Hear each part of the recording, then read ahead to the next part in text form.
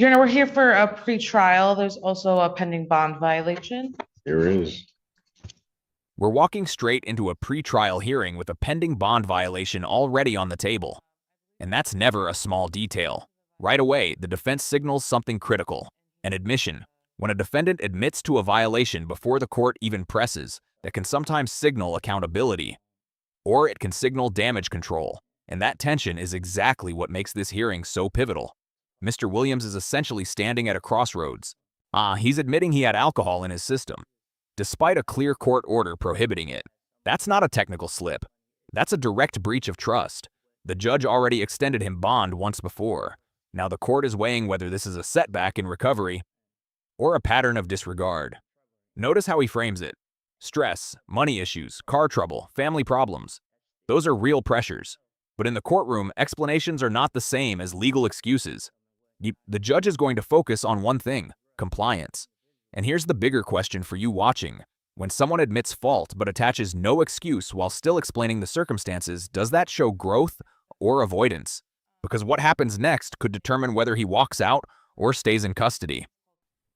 I have spoken about the violation with my client. I believe today he's going to admit to the violation, and he would like to make a statement on his own behalf.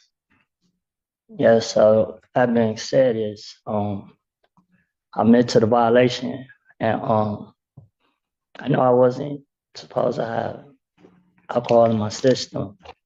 No excuse, but the last few weeks, sir, I had so much going on in my life: money issues, the car issues, whatnot, family issues, and no, there's no excuse because you said what you said, and I wasn't trying to get in trouble or anything, and I've still been going to my program, and that's still been helping me. So going to my program weekly by weekly and dropping with them and whatnot, and just still trying to grow as an individual and whatnot. So that's all I have to really say right now, sir. If I may, Your Honor, add to that. So Mr. Williams is attending substance abuse treatment in Detroit. I believe it's called Community Care First. Yes. He goes there weekly for group therapy and is also attending AA meetings. Do I have any documentation regarding any of that? I believe I have provided to Ms. Londi. I'm happy to give it to the court. He gave me his schedule and But how do I know that he's actually going to that? He said what? I have his enrollment paperwork. I'm happy to get an updated progress report from that program and get that to the court. And we sign in every week. So we sign in every week. Now we're getting into documentation territory. And this is where things start to unravel. The defense says he attends weekly treatment, group therapy, AA meetings, and signs in every week. That sounds strong on paper. But Judge Simpson immediately asks the most important question any judge can ask: how do I know? In court, verbal assurances carry almost no weight without verification. Enrollment paperwork is not the same as a progress report. Like a schedule is not the same as attendance confirmation. The judge is signaling something subtle but powerful. Trust has to be measurable. Also note the timeline. Almost 3 months. That's significant. 3 months of treatment suggests effort. But effort alone doesn't cancel out a violation, especially when alcohol is the very issue being treated. And here's something to consider. If someone is fully employed at U-Haul, attending weekly treatment, and still testing positive, does that suggest recovery in progress? Or compliance on the surface without internal change? The prosecution is about to weigh in, and when they do, they're going to shift this from rehabilitation to public safety. I think you said that's part also. Talk down. How long has he been doing that? I've been doing this going on 3 months. It's January 20th, February, March. Almost going on 3 months. Nothing, well, I was going to say nothing, but I did want the court to know he is fully employed at U-Haul. He works full-time there. He is hoping to stay out of custody and continue working, continue going to his treatment program, and just, get things back under control. Yes. I'm sorry, what did you say? Oh, Ms. Lundy. In our anticipation of the court accepting the admission to the bond violation, people would request enough change in bond conditions. First and foremost, there was a prior bond violation in March that the court accepted the admission to allow the defendant to continue testing with where he's testing now. Unfortunately, this is an OWI case, and it does have a prior from 2012, and now this is the second time that we've got an alcohol violation. So I am requesting that he be placed on a scram tether. This is a major escalation. The prosecution is asking for a scram tether. That's 24-hour alcohol monitoring, not random tests, not periodic ETG screens, constant surveillance. That request tells you the prosecutor believes prior supervision methods failed. They reference a prior from 2012. They reference a March violation. And now this is the second alcohol violation under current bond. Legally, that builds a pattern. Courts look at patterns more than promises. A scram tether isn't just supervision. It's a statement. It says the court no longer trusts voluntary compliance, and the prosecution frames it around community safety. That phrase matters. When safety is invoked, judges tend to lean conservative. So here's the turning point. Is this someone struggling with addiction but trying, or someone who only stops when caught? That distinction will determine whether the judge sees him as a treatment candidate or a risk. And now, watch carefully. The judge is about to explain why second chances aren't infinite. I do believe that community safety and the public safety risk of having this person not be on 24-hour testing supervision is too great to ignore at this time. So I am requesting the court order that and have it placed on the scram tether. My problem is that and this is why I don't like to do it this way. I gave you a chance, Mr. Allen. I gave you a chance with the last violation. What? Sorry, just for me to speak, I wasn't informed that about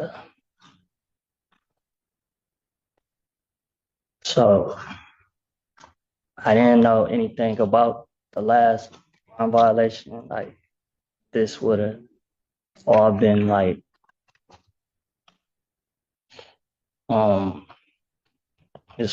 this wouldn't happen again. It wouldn't never happen again. Like it wouldn't never happen again.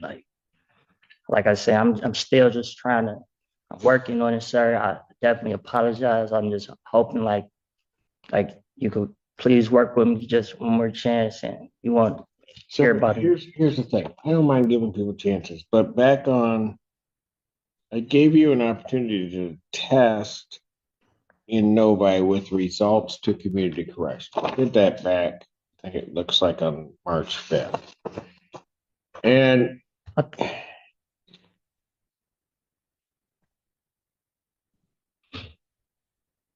I get these negative tests. Well, first of all, there were like numerous missed samples. No, sorry. I'm going by their report. Okay. Then I get negative results. Then on March 27th, that's when the ETG comes through. I get a positive alcohol result. Here's part of my problem. I don't know how much you drink. This is where Judge Simpson starts dissecting the timeline, and it's methodical. He walks through missed samples, negative results, then the March 27th positive ETG. For context, ETG tests detect alcohol metabolites for a limited window.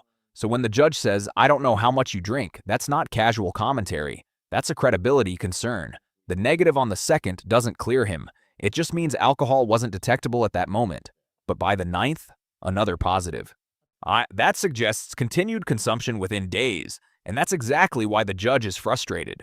The defendant appears confused about how ETG detection works, or possibly trying to reinterpret it.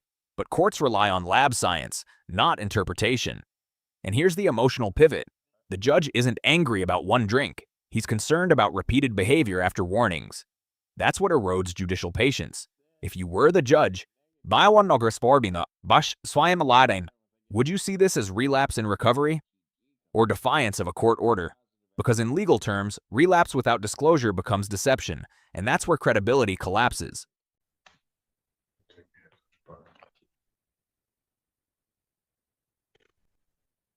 And so that comes through, you know, you've been drinking. And then on the second, we get a negative result from your ETG. Right. Then by the 9th, you're drinking again. And the second, and that's like, What? I'm just up here thinking, sir. Like second, like knife should have been came back negative also. It came back negative. Yeah, negative on the second. On the second, it's negative because Right, it's only and going to I- pick it up for whatever period in time. But then by the 9th, you're drinking again. Or sometime shortly before that or before that, you're drinking again. And I don't have any reason to doubt anything, but I don't know what treatment you're in. I don't have that in front of me, first of all, right now. I understand why I may not. But also, I don't even understand or nor can I trust what you're indicating is your participation with it. So, like at the meetings, sir, there are 2-hour meetings every week. Like they're NAA, talk to a counselor and whatnot. And like once Did again, you tell the counselor you're drinking? you said, well, did I tell the counselor I'm drinking? No, I'm not drinking. Pardon? I'm not drinking. Like I'm confused right now. You said did I tell the counselor? Pardon? Did you tell your counselor that you had the positive Oh, alcohol test? no, because You didn't. I just got informed. I just got informed on Monday. So I was gonna tell him this Well, hold it. Whether you got informed or not, you knew you were drinking. This exchange is critical.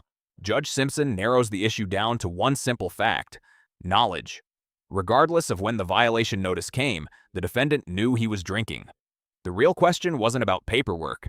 It was about honesty in treatment. When the judge asks, "Did you tell your counselor?" he's testing accountability. Recovery programs depend on disclosure. If someone drinks and hides it, the treatment loses effectiveness. And from the court's perspective, that looks like selective honesty. Notice how the defendant references Easter week and scheduling gaps. Those may be true, but the judge sees a pattern of explanations following each contradiction. That's why he says, "You got an excuse for everything." This isn't just about alcohol anymore. It's about credibility under supervision. Once a judge doubts credibility, bond becomes fragile. Let me ask you, if someone only admits drinking after a lab result exposes it, does that undermine their claim of trying to grow? Or is that simply part of struggling through addiction? The court is about to decide. No, I just got informed on Monday that I violated. That's what I'm telling you on Monday. Okay, listen real close to what I'm saying. Whether you were violated or not, right? Right. You knew you were drinking. And so my question is, you knowing that, did you tell your counselor you were drinking? No, I haven't spoke with her yet. I was going to speak with her on Friday about that and tell her like. I thought you went every week. I go every week. Okay. Every week. So today is the 23rd, right? Right. No, just listen to me. Okay. Today's the 23rd, which means presumably from the time of the results, you had at least 2 of those meetings. And you haven't told your counselor that you were drinking. That's from the last instance. All right. Last week, sir, we was off due to Easter on Friday. So we Here's the didn't. problem, young man. You're going to have to get your addiction under control. You got an excuse for everything.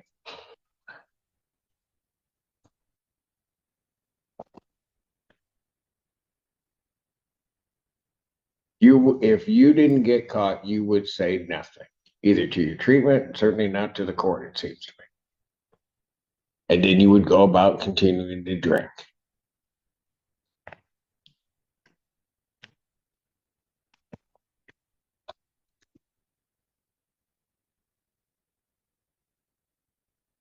I'll adjourn the matter to May 21st, 2025, 9 a.m. At this point, given his violation, his admission to the violation, defendant's bond is hereby ordered revoked. I will reconsider giving him a bond and maybe releasing him with certain conditions once I see the information or the progress report. I was gonna ask, Your Honor, do you think that, we could get him assessed by the jail, and see if there's any treatment programs that, this county can offer him, maybe a higher level of treatment than he's already engaged in? Well, I don't know what he's engaged in. I mean, I can't, because what he's telling me doesn't make a whole lot of sense. Well, I'll get that to the court and whatever other information I can obtain. All right. Thank you. And there it is, bond revoked. That means he's going into custody, at least for now. Judge Simpson leaves a narrow door open, reconsideration after receiving proper documentation or a progress report. But make no mistake, this is a reset. Legally, revocation happens when the court determines conditions were violated and trust was broken.